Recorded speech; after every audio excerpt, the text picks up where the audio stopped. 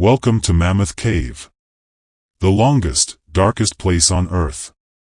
A terrifying labyrinth where if you get lost, no one will ever hear you scream. I'm a ranger, and these are the 3 chilling stories from the absolute deepest, blackest parts of the system. They have been covered up for decades. The stone itself is hiding something. Story 1, The Tunnel's Count. This story is from Ranger David Digger Hill, a veteran cavern guide. His job was simple: daily, solo inventory checks on the deepest, abandoned sections of the cave known as the Grand Avenue. He was miles from the entrance, in absolute, heavy darkness. It was a routine, 2-hour round trip. The silence down there is bone-crushing, nothing like it. David was checking a long, narrow passage when his powerful headlamp suddenly flickered once, briefly. He tapped the light, it returned to full power. He checked his backup light, working fine. He figured it was just a momentary short, nothing to worry about. But then he heard a sound right behind him, a very faint, rhythmic sighing, like dry air escaping a crack. He stopped. He was totally alone. He continued his count, trying to ignore the sound, but the sighing followed, and it began to change. It was now a long, slow count, whispered in perfect unison with the sighing: 9, 10, 11. David froze. The whispering was coming from the darkness itself. He spun around, shining his lamp deep into the passage. Nothing. He checked the cave wall next to him. A small, clean section of the limestone had been scraped bare, and drawn into the stone with charcoal was a perfect, tiny, almost invisible tally mark. He rubbed it off instantly. He checked his radio, dead static, but his internal temperature sensor was rapidly cycling between 80 degrees Fahrenheit and 32 degrees Fahrenheit. The count returned, louder, closer: 12, 13, 14. It was counting his steps. David realized the thing in the dark was counting him.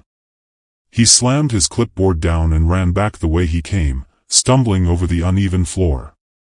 The count changed instantly, becoming a frantic, high-speed, unintelligible chatter of numbers, echoing deafeningly off the cave walls. He risked a look back. The light from his discarded clipboard was being rapidly replaced by a series of flickering, individual points of pale light lining the walls of the passage, moving faster than he could run, and each light was a fresh, hot tally mark. He sprinted through the main chamber, running blindly toward the distant, faint pinprick of the cave exit. He only stopped running when he burst out into the fresh air, totally done, his lungs screaming. David made it back to the ranger station and filed a report about a major equipment failure and extreme disorientation. They sent a 3-person team back into the Grand Avenue. They found his clipboard. The lamp was shattered. Most chillingly, the report noted that the limestone walls throughout the final 500 feet of the passage were covered in thousands of tiny, uniform, heat-blasted scorch marks, arranged in perfect, dense blocks of 5. David retired immediately. He won't use his own name anymore, preferring to be called Dave, no joke. He told me that whenever he has to sign a document or pay with cash, he gets a terrifying, icy feeling on the back of his neck. And sometimes, when he closes his eyes in a dark room, he hears that faint, dry whisper of the cave counting: 1, 2, 3. He knows that the cave didn't need a mouth to count him, it only needed silence. Hold up. The terror of the deep cave is a whole different beast.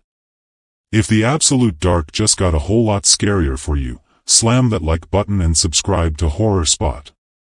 We specialize in the places they want you to forget. And tell me this in the comments: what's the absolute scariest thing you think could be hiding in a cave that deep?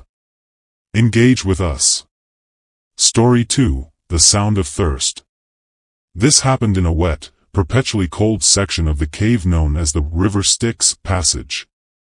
Ranger Sarah Echo Jones, a hydrology specialist, was conducting a solo survey of the subterranean river system. Her job was routine water sampling, deep underground. The air was heavy, damp, and the only sound was the drip, drip, drip of cold water. Sarah was kneeling by a small, still pool of water when she heard a distinct sound, a dry, rapid slurping noise coming from the pool, right next to her hand. She pulled back instantly, thinking it was a lost salamander or cave creature. She shined her lamp into the water. Nothing. The water was perfectly clear. She checked her radio, just a quiet hum. She told herself it was just a strange acoustic trick of the cave, nothing to stress over. She took her sample, but the slurping returned, louder this time, and directly behind her. It sounded like someone drinking furiously from a long, empty straw. She spun around, shining her light. Nothing. But she noticed the limestone floor, which was normally slick with moisture, was now completely dry around her boots. The moisture was being pulled from the rock. The slurping stopped. A faint, raspy whisper replaced it, right next to her ear, more. I need more. She checked her patrol camera, the battery indicator was dropping rapidly, draining in seconds. She looked at the water pool again, and she swore she saw the surface of the water drop slightly, as if something invisible was still drinking. The dry, desperate whisper repeated, louder, yours, Sarah. I'll take yours. Sarah knew this wasn't an animal, it was a hungry entity. She bolted, running full out down the passage toward the main chamber. As she ran, the air around her became intensely hot and dry, sucking the moisture from her clothes and skin.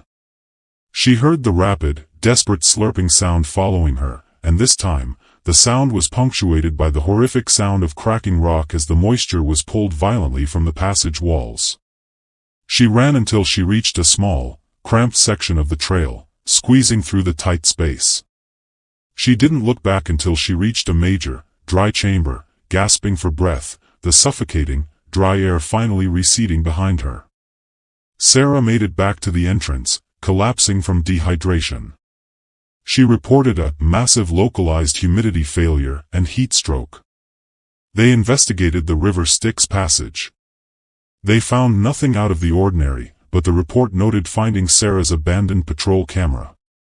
The internal memory was wiped clean, and the empty battery casing was found to be completely filled with dry, crystallized salt. Sarah transferred out immediately and moved to the Pacific Northwest. She showers obsessively, and never uses a straw, not ever. She told me that sometimes, when she wakes up in the middle of the night, her mouth is painfully dry. And whenever she drinks water, she hears a faint, dry, frantic slurping sound coming from the base of the glass. She knows that the cave didn't just crave water, it craved the essence of life itself, and it knows where she lives now. Story 3, The Gift of the Bone. This final story is from Ranger Mark Mac McMillan, a cave mapping expert.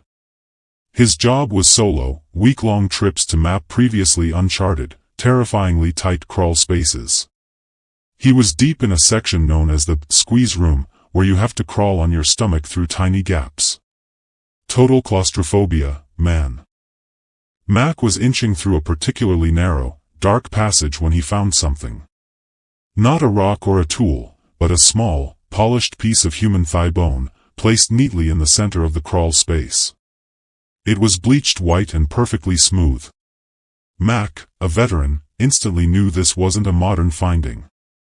He figured it was an ancient artifact from the indigenous people who used the cave centuries ago, wild stuff. He tagged the bone with his GPS and continued his slow crawl. He heard a noise, a faint, dry scraping sound coming from the limestone ceiling, right above his helmet. It sounded like something large and heavy was being dragged across the stone. He stopped, listening. The scraping stopped instantly. He shone his lamp at the ceiling. Nothing. But when he looked back down at the passage floor, he saw a second object, a large, perfect fossilized tooth, sitting right where he had just passed. The bone and the tooth were a gift. The scraping sound returned, much louder, and now it was directly behind him, blocking his only way out. He reached for his radio, dead static, but his GPS was flashing a single message: "You are not alone. Go back." Mac knew that whatever was dragging itself along the ceiling was now behind him, sealing the passage. He had to go forward. He started crawling faster through the squeeze room, panic setting in. He risked a look back. The light from his backpack was being quickly swallowed by a dense, absolute blackness that was consuming the tunnel behind him. And the scraping sound was right on his heels. He saw the next small crawl space opening ahead, barely large enough for his body. He lunged forward, ignoring the pain, shoving himself through the tight gap. As he squeezed through, he felt a massive, cold, rough pressure slam onto his boots. He screamed and clawed his way into the next chamber, leaving his boots and his backpack behind. Mac made it back to the entrance in a state of shock, shoeless and bruised. He reported a hostile animal entrapment and filed a missing gear report. A 3-person recovery team went back in. They found his boots and backpack neatly placed right outside the squeeze room. Inside the backpack, they found 2 items, the fossilized tooth and the thigh bone. However, the bone was no longer polished white, it was now covered in thousands of tiny, fresh, dark scratch marks, as if it had been nervously chewed. Mac retired and now runs a flower shop. He never, ever closes the door to his office, totally paranoid. He told me that sometimes, when he bends down to tie his shoelaces, he feels a brief, cold, crushing pressure on his feet. And whenever he hears a dry, shuffling sound, he swears he sees a brief reflection of a pale, polished bone lying on the floor. He knows the thing in the deep dark didn't need the light to see, it needed the space to drag itself around. That's the true, terrifying, suffocating horror of Mammoth Cave. The longest, darkest grave on Earth. If these 3 horrifying, untold ranger stories left you terrified of the dark, then please do us a huge favor, hit that like button. And make sure you subscribe to Horror Spot. For more secrets the Rangers try to hide, check out my 2 most recent videos. They are linked right now on your screen and in the description.